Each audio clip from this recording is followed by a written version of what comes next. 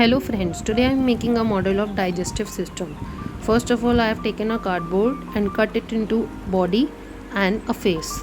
Then I have joined it with glue gun and then covered it with white chart paper and made a border of skin color as you can see, and rest I have cut the parts of digestive system, the liver, stomach, large intestine, and accordingly I have covered them with chart paper and then colored them accordingly.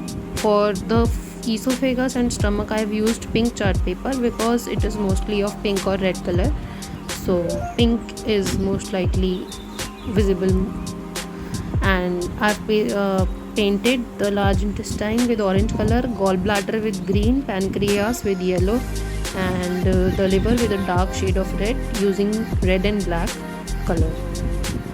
I have pasted all the parts with glue gun and Fevicol and labeled them accordingly: the mouth, esophagus, liver, gallbladder, stomach, large intestine, small intestine, and so on.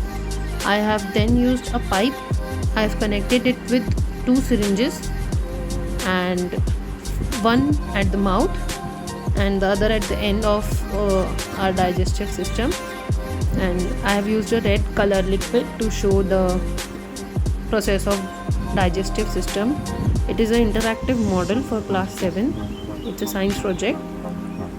As you can see, I've also colored the hair black, and using toothpicks and slips of paper I have shown all the labeling of digestive system.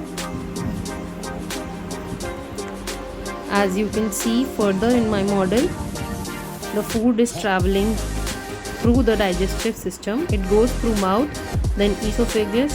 The liver absorbs all the things that it absorbs. Gallbladder has its own function. It goes through stomach to small intestine, then to large intestine. It is digested by our human body. So as you can see, the food is being pushed through the mouth and it is traveling very easily through the pipe. I hope you liked my model, and please do like, share and subscribe. Thank you for watching.